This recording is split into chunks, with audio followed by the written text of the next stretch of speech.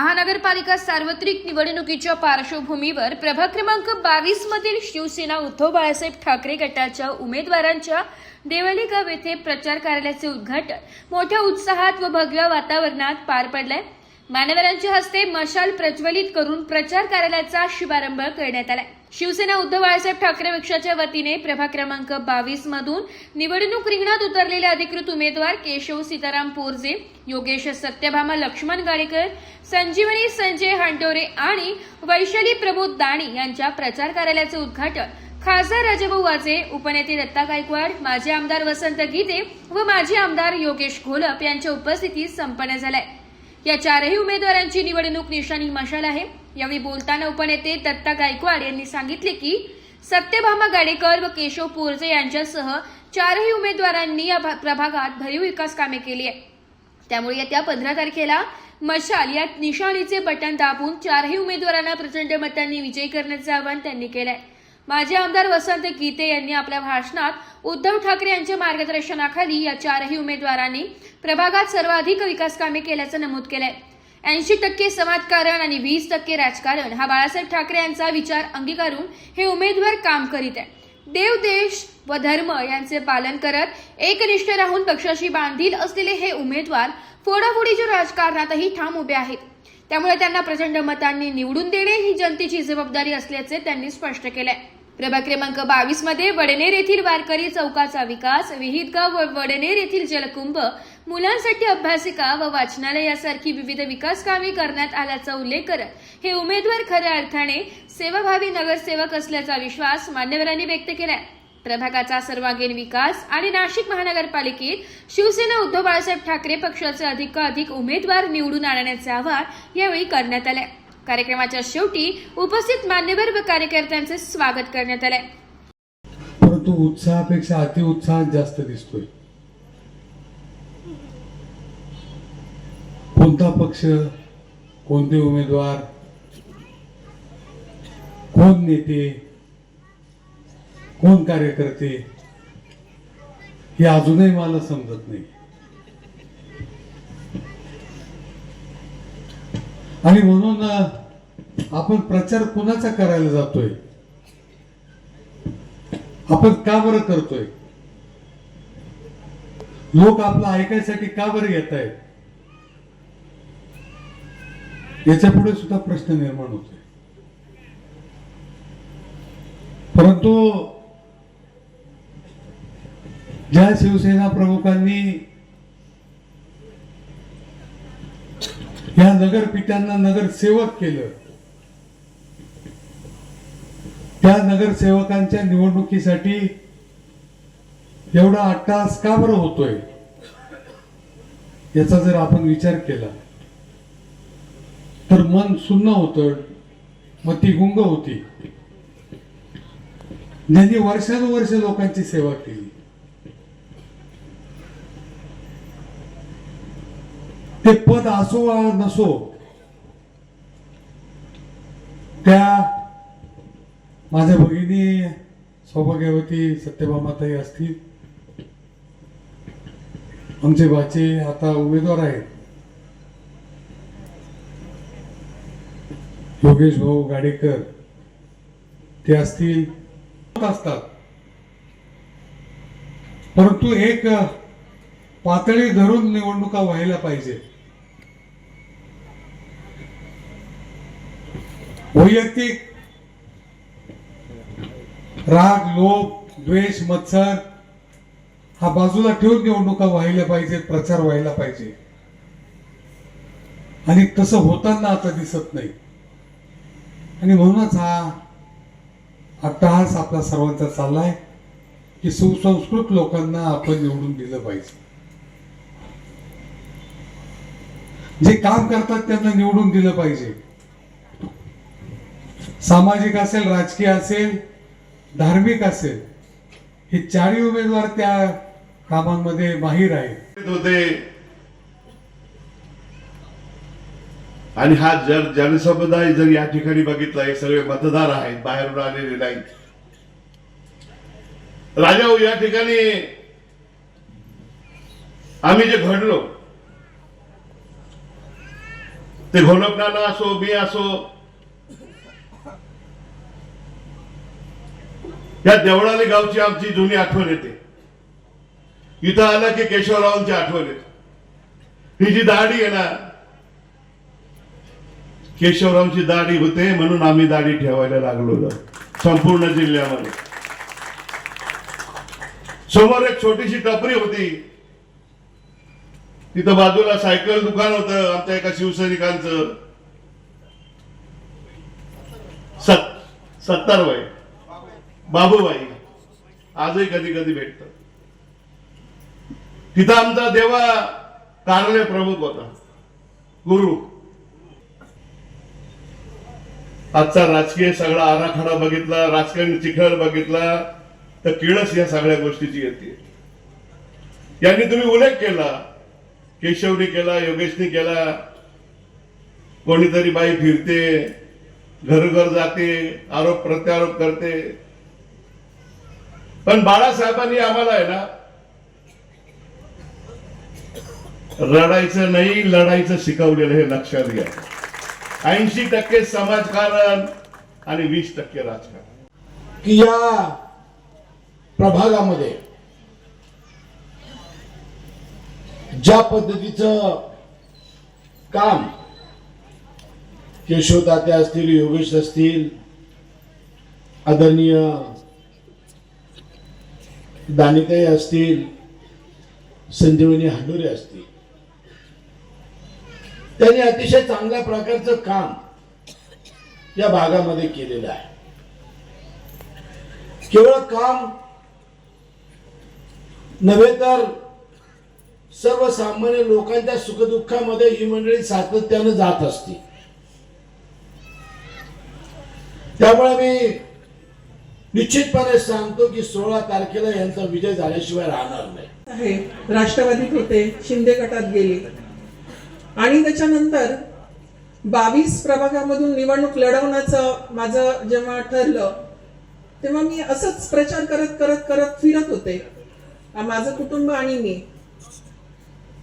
तेव्हा मला फिरता फिरता असं जाणवलं भाऊ की हा पूर्ण परिसर शिवसेनेचा खरोखरचा बालेकिल्ला आहे.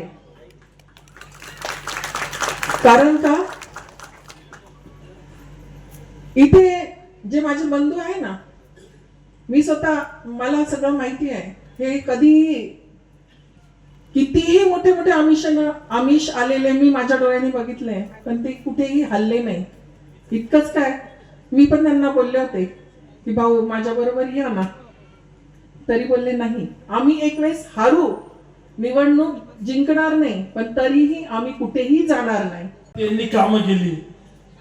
मी पक्ष चोरणारी भाऊ टोळी बघितली होती, पण कामं चोरणारी टोळी या मतदारसंघात पहिल्यांदाच बघितली.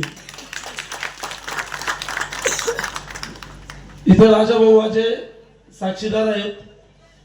राजाभाऊ वाजे खासदार झाले, महापालिकेच्या निवडणुका लागत होत्या. आमदार व खासदार यांना आयुक्तांनी 5-5 कोटी रुपये निधी दिला. मी राजाभाऊंना, योगेश असेल, मी असेल, सांगितलं की भाऊ ते 5 कोटी रुपये आम्हाला प्रभागाला पाहिजे. 4 वर्ष प्रशासक होतं, आम्हाला खूप काही कामं करायचे बाकी आहेत, तर तुम्ही ते 5 कोटी रुपये आम्हाला द्या. राजाभाऊंनी थोडा सुद्धा विलंब केला नाही आणि 5 कोटी रुपये निधी हा प्रभाग क्रमांक 22च्या विकासासाठी दिला. पण घडलं काय, तिकडे आम्ही फाईल बनवतो, फाईल फिरवतो, फाईल मंजूर झाली आणि इकडे बॅनर लागले, ताई तुमचं अभिनंदन, ताईच्या प्रयत्नाला यश आलं. पुरावे कुठेच नाहीये. जे काही जो निधी 8.5 कोटी रुपये या प्रभागाला आता मंजूर झाला, त्याचं सर्व श्रेय जर कोणाला द्यायचं असेल तर ते खासदार राजाभाऊ वाजेंना दिलं पाहिजे. जरी प्रशासक लागला असेल तर ज्या वेळेस आम्ही प्रशासनामध्ये कुठेही गरज पडली तर राजाभाऊ वाजे धावून येतात. लोक विचारतात काय कामं केली नगरसेवकांनी, इथं येऊन विचारतात. अरे आम्ही विचारतो ना, तुम्ही 2.5 वर्ष नगरसेविका होता, तुम्ही देवळाली गावामध्ये काय काम केलं सांगा ना, तुम्ही आहे काय काम? बर 5 वर्ष आमदार होतात, काय काम केलं? आणि मग तुम्ही आम्हाला कसं काय विचारू शकता की नगरसेवकांनी दळवली गावात काय काम केलं? मी तुम्हाला एकच सांगतो, आमचं काम आम्हाला करू द्या, तुमचं काम तुम्ही करा. तुम्हाला लोकांनी निवडून दिलं आहे आमदार म्हणून. तुम्ही राज्याचा निधी आणा आणि मोठमोठे कामं करा आणि त्याचे उद्घाटन घ्या. आम्ही नगरपालिकेचे कामं बघतो, आम्ही नगरपालिकेचा निधी आणतो, ते फक्त चोरू नका, एवढंच आमचं म्हणणं आहे. मग हे भांडण कुठपर्यंत गेलं पाहिजे? तर कोणाच्या वैयक्तिक आयुष्यावर बोललं नाही पाहिजे, इतक्या खालच्या थराचं राजकारण नाही केलं पाहिजे. आणि निश्चित आम्ही सर्व माता भगिनींचा आदर करतो म्हणून त्या विषयावरती मी काही बोलणार नाही. पण तुम्हाला निश्चित सांगतो, गाडेकरताई ज्यावेळेस होता ना त्यावेळेस त्या खंबीर आमच्या समोर ढाल म्हणून उभ्या राहायच्या. कोणीही समोरून आलं तर गाडेकरताई आम्हाला म्हणायचं, थांब केशव मी बघते. आज तो आधार आम्हाला नाहीये. आज सर्व माता भगिनींनी ढाल बनून पुढे जर उभे राहिलं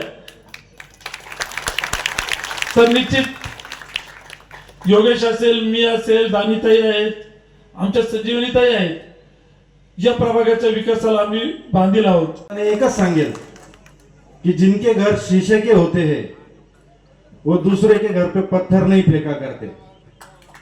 आम्ही बोललो तो मग रडायचं नाही.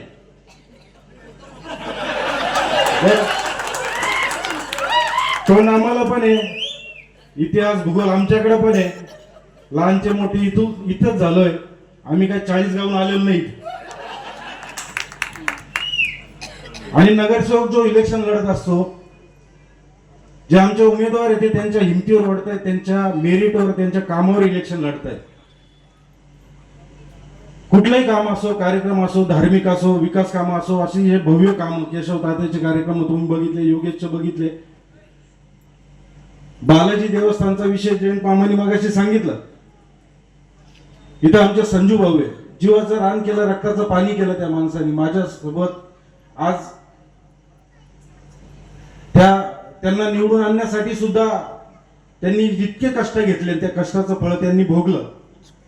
संजू भाऊ, तुम्ही सांगितलं पाहिजे की ज्या वेळेस बालाजीचा प्रश्न शासनाकडे गेला, अनेक वर्षापासून सर्व शेतकरी शासन दरबारी पाठपुरावा करत होते. मामा कधीच या शासनाने आपलं ऐकलं नाही. भाऊ, ज्यावेळेस मी आमदार झालो आणि मी आमदार झाल्यावर त्या बालाजीचा प्रश्न जास्त तीव्र केला. त्याच्या आधी हा प्रश्न एवढा तीव्र नव्हता. आणि कलेक्टर ऑफिसला त्यावेळेस सागर साहेब होते. संजू, आपण सगळ्यात पहिला अहवाल आपला शासनाकडे गेला असेल तर ह्या योगेश घोलपमुळे गेलेला आहे. तात्याचं आमदारच्या लेवलचा माणूस येतो.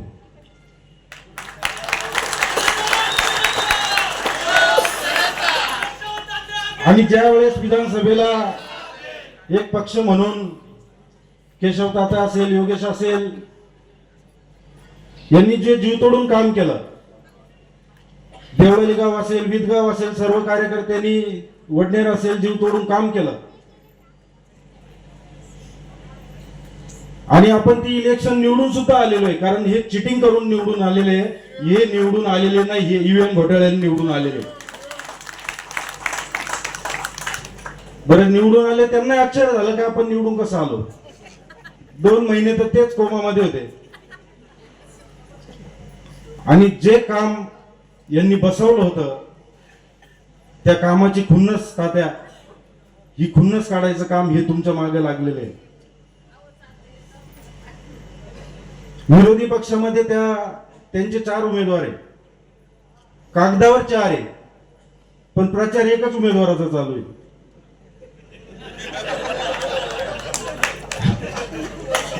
आणि सगळ्यात जास्त धाक तो आहे तो केशव तात्याचा. पुन्हा एकदा सांगतो, मेरिटवर इलेक्शन लढा, काय कामं केले ते कामं करा. 5 वर्ष तुम्ही 2019ला आमदार झाल्या वर्गणी काढून, त्याच्यानंतर ते 5 वर्ष तर ते माझ्याच कामावर चाललं होतं. आयत्या पीठावर रेगा, गद्दारी करून तुम्ही सत्ताधारी पक्षामध्ये गेला, तिकडून निधी येतो. आनंदाची गोष्ट आहे, पूर्वी 1 किलोमीटर रस्ता करायला 10 लाख रुपये लागायचे, आता 1 कोटी रुपये लागतात. पूर्वी कमिशन आम्ही घेत नव्हतो, आता 20% कमिशन घ्यायला लागतं. त्याच्यामुळे एकच रोड तो 4-4 वेळेस तुम्ही या 5 वर्षात बनवणार आहे. त्याच्यामुळे बोलायला आम्हाला तोंड उघडायला लावू नका. प्रचार मेरिटवर लढा. आणि मीही देवळाली गावचा पुत्र आहे. माझी आई सौ सत्यभामा लक्ष्मण गाडेकर हे नाव जरी घेतलं ना आमच्या अंगाला शहारे येतात. तसं काम तिने उभं करून ठेवलंय. 92 पासून शिवसेनेच्या माध्यमातून, नाशिक महानगरपालिकेच्या माध्यमातून सतत लोकांची सेवा केलेली आहे. त्यामध्ये कुठलाही स्वार्थ नव्हता, कुठलंही राजकारण नव्हतं. सर्वसामान्य घरामध्ये जन्म घेतलेल्या माझ्या आईने, आपण एखादा म्हणतो की एका व्यक्तीने एका जन्मात काय काय करावं, परिस्थितीवर मात करत मी तर म्हणेन दोन्हीही कुळाचा उद्धार त्या माऊलीने केलाय. आणि पुढच्या पिढ्या देखील घडतील यासाठी तिने काम करून ठेवलंय. मी या ठिकाणी एवढंच सांगेन, मी जास्त वेळ घेणार नाही कारण की आपल्या मान्यवरांना बोलायचं आहे. बोलण्यासारखं खूप आहे. प्रत्येक चौक सभेमध्ये आम्ही बोलणार आहे. ज्यावेळेस पक्ष संघटना वाढीसाठी काम करायचो, महिला आघाडीचं संघटन मोठ्या प्रमाणात केलं. प्रत्येक घरामध्ये ज्या ज्या अडचणी असतील, ज्या अडचणी घेऊन माता भगिनी यायच्या, त्या सोडवण्याचं काम केलं. जो व्यक्ती येईल पोलीस स्टेशन पर्यंत जाऊ न द्यायची वेळ, ते भांडणं असेल ते पोलीस स्टेशनच्या अगोदरच मिटवण्याचं काम केलं. हेच तर खरं शिवसेनेचं काम आहे. हे काम एक शिवसैनिक म्हणून त्यांनी केलं. शिवसेनेचा जिल्हा प्रमुख म्हणून काम केलं, उत्तर महाराष्ट्र संपर्क म्हणून काम केलं, महापालिकेमध्ये अनेक पदं आईने भूषवली, पण कधी कोणत्या पदाचा गर्व नाही केला. या ठिकाणी मी खूप काही गोष्टी मार्मिक आणि जो माझा अनुभव आहे, जे मी डोळ्यांनी बघितलं आहे त्याबद्दलच बोलणार आहे. संघटना वाढीसाठी काम करत असताना आईने 12 दिवस जेलही भोगली आहे. हे आम्ही कधी विसरू शकत नाही. 2017 मध्ये जेव्हा या देवळाली गावामध्ये उमेदवारी करण्यासाठी शिवसेना पक्षाकडे इच्छुक झालो, आवर्जून सांगतो, मी आज सकाळीच तात्याला बोललो. दुपारपर्यंत माहित नव्हतं, 2:45 वाजेपर्यंत माहित नव्हतं की आम्हाला एबी फॉर्म भेटतोय का नाही भेटत आहे. पण आज ज्या शिवसेनेने आम्हाला वाढवलं, घडवलं, नावारूपाला आणलं, आज सर्वसामान्य घरातील जे जे व्यक्ती आहेत ते शिवसेनेने वाढवले आहेत.